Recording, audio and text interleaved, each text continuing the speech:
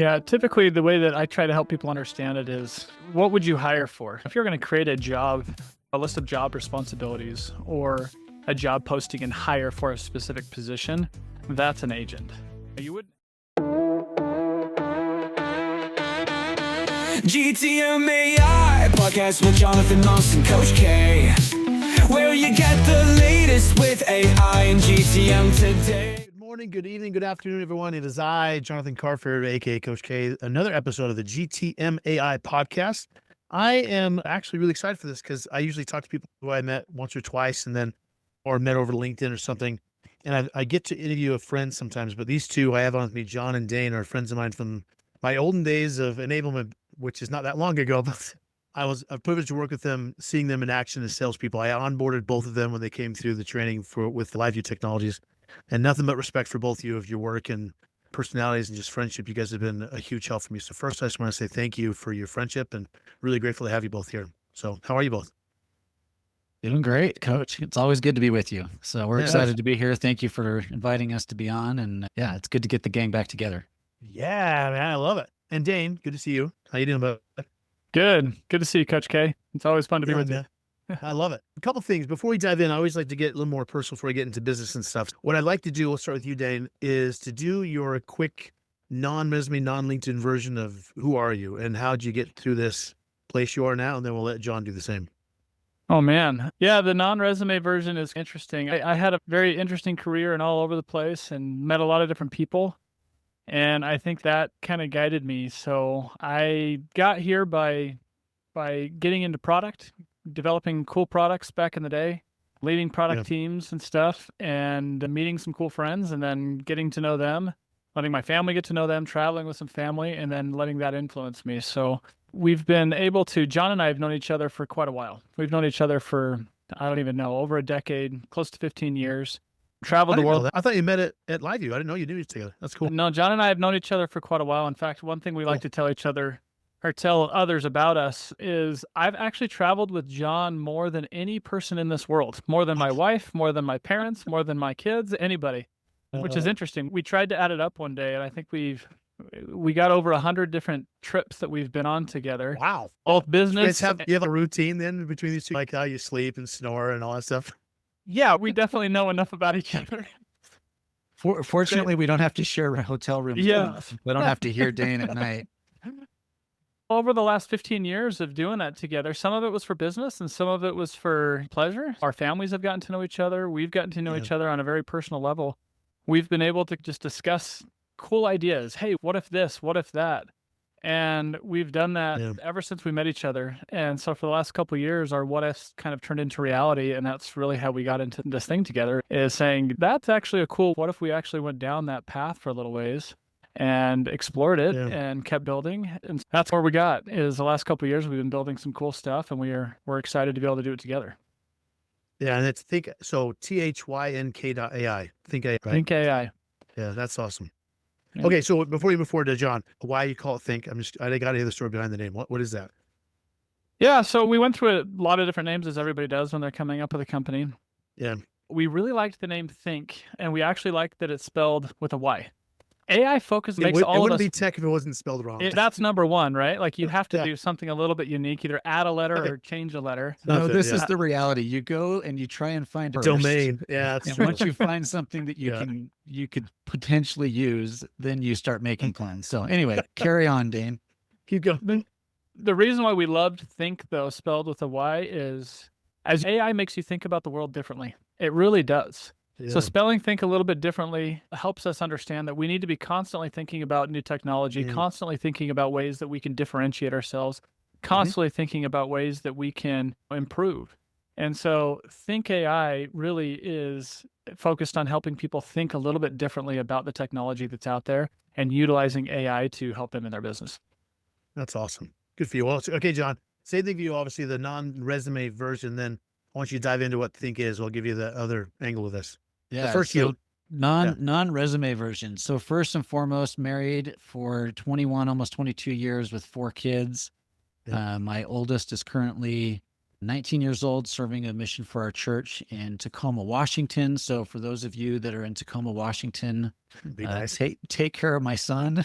That's right. And then I've got 3 kids at home, another son and 2 daughters, and I love my family. We travel, we have a lot of fun together, we play games, and that's why we do what we do, is so that we can enjoy the time that we spend with our families. But then my background business-wise has been a bit varied. So I, right out of college, was an entrepreneur. I jumped into real estate investing and did that very successfully for a number of years, then got into owning some small businesses, and then transitioned to technology. That's when I met Dane. This is almost 15 years ago, and have been in tech since, and love the opportunity that we have now with Thynk to mesh those two worlds, where we're very entrepreneurial, very much tech, and then we're helping businesses and business owners that are trying to grow their businesses, their entrepreneurial pursuits, and being able to support them in those efforts. We're having a lot of fun and enjoying the ride. That's cool. I love it. Let's get into the nitty gritty. So I want to have you dive in a little bit more, John, of what you guys are doing now. 'Cause you were telling me before how you're, like most startups, are trying to figure it out, and now you've honed in. So tell me what you're honing in on. Yeah, so Dane and I both have a background in sales. Dane was in product development and ran product teams for a little while, and for years he and I traveled around the country, as he mentioned. I was the sales rep, he was the product guy, and we would roll in, and I would demo and take people to dinner, and he would tell them about the technical side of things, and we just became a really good partnership there. And I finally convinced Dane to join me on the dark side, and he came over to sales. And we both had very successful sales careers for a number of years, selling to some of the largest companies in the world. And through that process, we were constantly frustrated with the fact that we would have meetings sometimes put on our schedules by either sales development representatives, business development representatives, SDRs, BDRs, or sometimes just clients reaching out directly. And we would meet with them, and they would not be anywhere close to prepared for a sales meeting. Either they really weren't in the market, they didn't understand what we were selling. There were challenges of one sort or another. And as we started to dig into AI over the last couple of years, we said, wouldn't it be cool? Imagine, right, if there was a way for AI to help with that pre-sales motion, that pre-sales process. And anyone that we had to meet with as a sales rep had already gone through a few steps with our AI. If it could do some prospecting, calling, texting, emailing, reaching out to potential customers, and then getting them into the sales funnel, qualifying them, holding a discovery call, giving us all the pertinent information so that when we get on the phone with a potential customer, they're teed up. They know what we're going to be doing. We know what they're looking for, and we can really have this meaningful and impactful meeting. And so we set out to try and find that as a tool for another business that we were starting. And we searched and searched. And as Coach K, there are quite literally millions of AI tools out there. There's a crap ton. And I'm not exaggerating on the number. You can go to Hugging Face or other similar sites, and literally the number is in the millions, right? And we tested every single one. Every single one of the millions. That's why it took 2 years to get here. No, it felt like we did. I will say that. We tested all of these different solutions. And we would find solutions that were really good at a piece. And if you take a step back, it's easy to think, hey, let's just find an AI that can do what these humans are doing. But when you really look and break down what the humans are doing, these SDRs and these BDRs, they're doing a lot. And so they're making calls, they're sending text messages and emails, they're booking appointments, they're holding meetings, they're answering questions, they're finding potential people, they're doing all of these things. And so we would find tools that could do a piece of it, but not the entire piece of it, right? They could do just parts and pieces. And so as we started searching and trying to find something that could do everything, we finally got to the point where we're like, you know what? I don't think it exists. We're going to have to build this thing. Right? And so we started cobbling things together. We worked with some other technical partners. Long story short, we've done it. We built that. We were able to put something together that can do that. And so we offer AI agents that can do all the things I just talked about. And the beauty is we've realized that these agents can do far more than just an SDR or BDR type of motion. They can be customer support reps. They can be virtual receptionists. They can do very targeted go-to-market type campaigns. They can do retargeting campaigns. And so you can really train this agent and say, here's the purpose. Here's the objective I want you to accomplish, and then push it in that direction. And I tell you, the tech today is amazing, and it's only going to get better because they're better at it than I am. And I've been in sales for a lifetime. Long time. Yeah. So anyway, that's awesome. how we ended up where we are. I love, first off, the brand and name background because it goes with it. And then just your being in sales and knowing you have, because most of the technology and people I talk to that are from sales came from that same thing. I just wish there was this thing that did this thing for me, which I love. And fascinating, you bring up the point of there's a lot of technologies that do little pieces of it. Because I think a majority of people I talk to who are technical founded, that's where they start, is like thinking one problem. And you're thinking from the sales lens of thinking that's one problem in a set of 50 that I got to take care of to do this one part of the sales process. So with that being said, I'm curious, when you set up agent, do you have, and I ask this because I'm going through this process myself, building out agents and stuff, that you have, do you think about it like a series of steps? You have almost like an agent team. So you have one agent do this part, and then an agent do this part, and you communicate somehow. Is that how you think about it? Is like you set up in very smaller tasks that go together cohesively, or do you have one agent that's literally doing everything? So that's a good question. I'll answer it, and then I'll let Dane give the more technical side of it. For instance, we use our own technology with our business, right? So if you reach out to us at Thynk, you're going to talk to our agent. His name is Eric.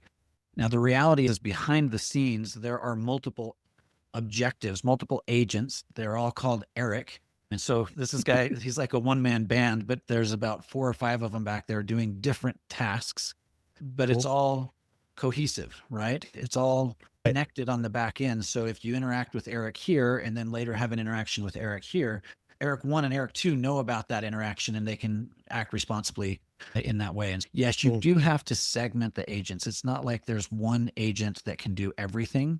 However, again, the tech is so good to the end user, the person interacting with it. They don't really know that they're interacting with different agents. Although some of our customers choose to take a different approach, and there's not a right or a wrong here. Some of them say, you know what, I want my customer service agent to be named something else. That's going to be Rebecca.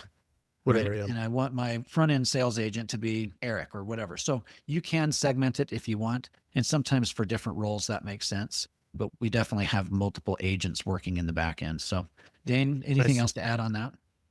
Yeah, typically the way that I try to help people understand it is, what would you hire for? If you're going to create a list of job responsibilities or a job posting and hire for a specific position, that's an agent. You wouldn't have your SDR necessarily also be your front end receptionist and your customer support agent, so customer support tech. And so for us, that's the best way to help people understand it, is it's not necessarily a one-to-one on the SDR front, because an agent can answer multiple phone calls at the exact same time. It can send emails and text messages as Coach K at the exact same time. But what we don't want it to do is necessarily have a knowledge base for customer support and for SDR and for reception, because it can get a little bit muddy if you try and go down that route. And so we definitely segment that out and help people understand what they need and grow with them. We try it out in one department, and frankly, it usually helps them and works. And so then we can say, okay, what other areas of your company do you think could benefit from this? And how can we get another agent for you? Nice. Okay, Dane, since you're the technical, I'm going to ask you a question that's going to be super basic, but one that people argue about all the time. So obviously Salesforce had Agentforce last October or whenever it was. And then you have Agent.AI from the co-founder of HubSpot.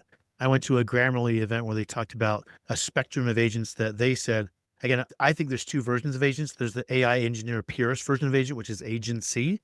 And then there's the agent, which is marketing speak, where it's basically a glorified chat with a GPT, or like literally, like from Grammarly said that chatting with a ChatGPT instance is an agent. It's just a very minimum version of one. So my question to you is, how do you define an agent? So when people hear the word agent, what the heck does that mean? Because I'm hearing it mean 20 different things when people talk about agents.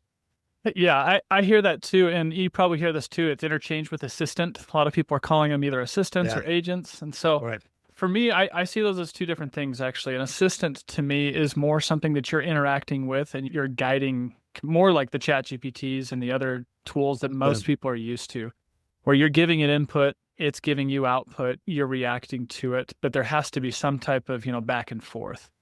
When I say agent and what we're talking about with agent, we're talking about something that is working by itself, essentially. Now, of course, there's setup. Of course, there's prompting. Of course, there's everything that goes into AI. But I don't have to sit there and guide it and tell it what to do or give it a decision tree or give it anything necessarily to interact with a person.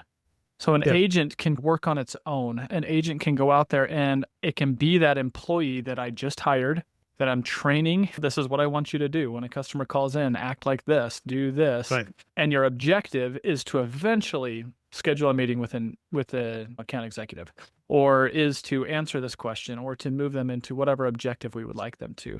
Right. So that's how I describe it to people. As an agent is somebody who, once you bring on an agent, that's like bringing on an employee. That's like somebody who's working for you, that's going through a process, that's trying to accomplish an objective and do it for you, where you're not having to hold its hand the entire time. Mm-hmm. When I read the white paper on Google from agents, they talked about the three main components, which is 1, LLMs, 2 is tools, and 3 is orchestration or automation or something like that. Would you agree with that? Add anything to it? Like, how would you define it if it came down to core components? Yeah, I think for me, it's a combination of all of those. And yes, I understand their core components there and understand why they would go about that. We obviously have LLMs built into our agent. We also have automations built into our agents. We have all of those three pieces built into that. And for me, I think that the most important part is that automations.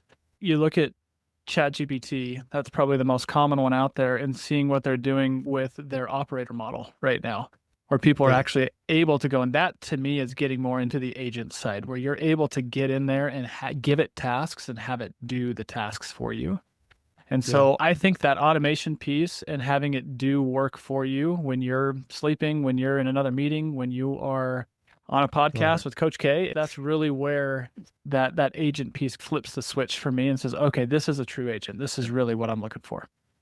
So John, Coach K, I'll jump in on that real quick if I can. We have customers that when they turn on their agent, they sit back, and it's so fun to watch them because within our system, you can actually see the agent doing work. And so they sit back and a new lead might come in and the agent begins to interact with that lead. So you think like how deep research like shows on the side all the steps it's doing like that? Yeah. Like that. Yep. So you can see, but it's interacting with the human. So you're watching it interact, not just on a computer, but interact with another human out there. And it's so fun for these business leaders and business owners to sit back a little bit, see a new lead come in, and you can see they're like a puppy dog that wants to jump in and play with this toy, right? They're like, oh, shouldn't I be doing something? Shouldn't I be playing with that toy right now? Should I say something? I need to call him. I need to do something. And yet the agent's doing his job. The agent is sitting there texting, calling, holding conversations, answering questions, scheduling meetings. And to watch it all unfold in front of you in real time is a really fun experience. And to see their faces as they go, oh my gosh, it's working. That's cool. This is starting to run a piece of my business for me, and it's doing it exactly the way I want it to. It's answering the questions exactly the way I want it to. And these customers are being handled way better than they had ever been handled before. And as a business owner, I'm not having to do anything. Which is probably a freaky thing. You're like, what do I do? Nothing. Sit there. Yeah. Like, you have a fishing pole? Let's go. Let's go hang out. Okay. So John, this brings up the whole, I had another conversation this morning with somebody about this, but I feel like there's two thoughts of theory when it comes down to agents and possibly replacing people's roles, right? Like, it's like, I always compare it to Industrial Revolution when we had horseshoers and now we have 5 million people in the auto industry. We never would have imagined that back in horseshoeing days, or the 2 million people in airlines. So like, I feel like there's going to be a lot of jobs created, but at the same time, it's, if you take the current team, there is a possibility of people reducing workforce and replacing with an AI SDR. And the other side is there's also going to be positions where instead of having a team of people over marketing, you have 1 or 2 people who have amplified their marketing prowess in their brains times 10. So instead of cutting the team, you keep the team and amplify them. How do you help people understand if they should reduce or go crazy? What's the balance for you?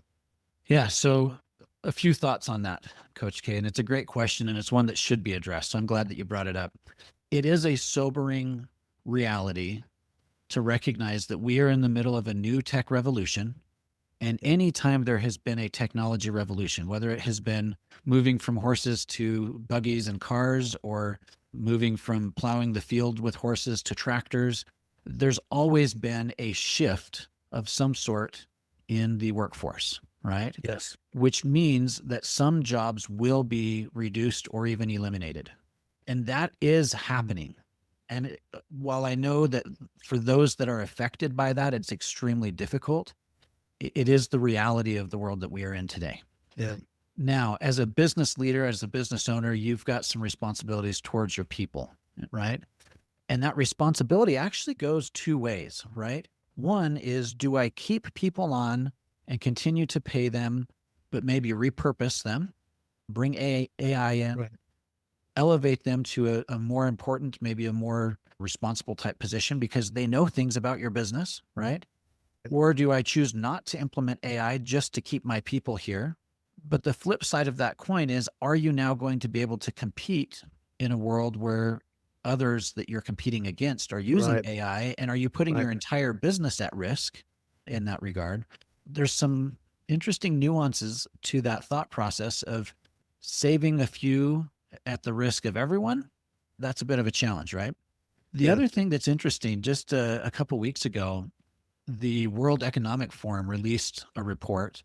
And did you see this? Yeah, I did a It's- newsletter on it. Yeah, it's It's fascinating, right? They essentially said by 2030, and I'm going to get the numbers off a little bit, but they anticipate that AI will actually have a net increase of, if I remember, maybe you remember the exact numbers, I think it was around 90 million jobs. Net increase. It's going to go up. Increase. Now, Yeah. for the person that gets a position eliminated in ABC company, are they necessarily going to be directly hired into an AI position? I don't know. There are some that certainly will not be. Right. So it doesn't necessarily mean that we're going to perfectly shift those that have seen jobs go away from AI into new AI roles. But I imagine for those listening to this podcast, they're already learning about and interested in AI. That's exciting to hear Yeah. a net increase of 90 million jobs. Many businesses are looking for people that know and understand AI and can help them to employ it in a meaningful way, because they recognize that's the difference between either surviving or not surviving, but not even that. It's the difference between thriving and surging forward Yeah. and being able to take the same resources that you're using today and to be able to get a 10x output. That's exciting for business leaders. And that's progress in a very good, healthy way. That's awesome. I love that thing. And I think too that like how Sam Altman talked about, there's going to be $1 billion company that's run by one person. That concept. I think there's going to be more and more companies out there providing things. There's going to be either a super small team or one people teams that still provide good value. So a lot of the jobs will be below instead of a multi-huge team company, which would be fascinating. Do you want a slice of a small pie, or do you want a thinner slice of a much larger pie? Yeah. And the reality is that thinner slice of a much larger pie is going to feed you more than the larger piece of a smaller pie. And so AI is going to increase the economy. It's going to increase the workforce. It's not always going to be a one-to-one increase where someone that loses their job here suddenly gains a job there. But overall, on a macroeconomic level, we will see increases through AI, and it will be very beneficial to the world economy. Yeah, I love that. We have a few minutes left. I'm actually one more question for both of you. So I'll start with you, John, and then we'll go to Dane. So for business owners listening, and they're like still figuring out how to use ChatGPT and or whatever, or maybe their teams are like they rolled out Microsoft, whatever it's called, Copilot, and they think that's their AI strategy. What would you say to them to think about differently this next year around AI versus just rolling out a tool? What would be your advice? Yeah, so I like to think of AI in three buckets. Okay. Yeah. Bucket one is the kind of entry level AI, and many tools exist in bucket one. Many of them are cool, almost party trick type tools, right? Hey, look, I can make a picture of me riding on the back of an elephant with pink hair. Mm-hmm. Cool. That's really interesting, but not super usable. And that bucket kind of scales up to, hey, we have our team now using ChatGPT or Copilot or something like that to shave a couple of hours of work each week. Fantastic. That's a great gain, right? Bucket two is where you find tools that are meaningful and impactful and a little bit more larger in their breadth, a little bit more maybe niche in what they do, but still very employable, right? That's where our tool lives. you can plug our tool in. It's basically a done for you model, and see immediate changes, positive changes in your business that are not going to just be those little incremental, and it's definitely not a party trick, right? This is a meaningful tech. Right. Right. Bucket 3 is where you get into some very purpose-built AI solutions. And for most businesses, this is very advanced stuff. This is where you're hiring teams of developers. And this might be if you're trying to build the next self-driving car, right? Where you're trying to revolutionize the way that an insurance company underwrites their insurance policies by deep data analytics or something like that. Right. I think most businesses are going to see the biggest bang for their buck by finding tools in bucket number 2 to employ and see major increases virtually overnight as a result. That's awesome. Where you at that, Dane? What do you think? Yeah, there's a couple thoughts I have. So I'm sure you've seen this. 2025 is expected to be the year of the AI agent, right? That's kind of, people are saying that all over the place. Meaning that all of these things where the more complex tasks, the more complex scenarios that people are envisioning are able to be done by AI. And it's going to be a fun year if you're following AI, but also a great time to enter into this world. I think we're starting to, a lot of early adopters are still in there, right? Here's an example. We talked to a business this morning that was super worried. I'm so far behind. Everyone is so far ahead of me on AI. I got to get into AI. I kind of had to tell them, I don't think you're far behind. There's still so much runway to come. We're still at the very early adopter stage. I think we're starting to leave that a little bit, and we're going into the next stage. But what I would tell business owners is the year 2025 is the year of the agent. It is the year where everybody is going to start adopting this on a more wide scale. Mm-hmm. There are tools out there that can help you. Explore them, learn about them, invest in them in your company. Let some people go get trained on it and understand how to interact with and communicate with AI, and it will change your business. Just that alone, getting some training on how to interact, speak with, work with as a companion with AI will help out a lot. And then buckle up. The year of the agent is coming, and I'm excited to see where we're at a year from now to see what 2025 really was. Yeah, man. I was telling them both before the podcast, don't because they're telling me off the record what's going on, and I won't say anything now, but I'll just tell them, please don't forget me when you're famous and retired on a beach, and I'll be like, hey, how you guys doing? But I truly, sincerely, I love that you're having the success you're having. Because I know you guys, we've talked about a lot of other things and challenges you guys had in the past, and I just love all the success you're having, and I just wish you 10 times more through the year. So I think it's going to be awesome. Coach K, we love and appreciate you. We've loved working with you. We love being friends with you, and I appreciate what you're doing in this space. So thanks for having us. Before we go, I'll make sure we have it. It's Thynk.AI. So I'll make sure the things in the show notes. Also attach your URLs to your LinkedIn, so people can connect you there. I just want to say thanks, you guys, and I might have to have you back so you can tell me about whatever happened in 6 months from now and see where things are at. It'll be fun. Let's do it. We would love to do that. So thank you, Coach. Thanks for all of the listeners too. Appreciate your time. Yeah. Thanks, you guys. Thanks for listening to the GTM AI Podcast. Please follow, subscribe, like, comment, and come back for more.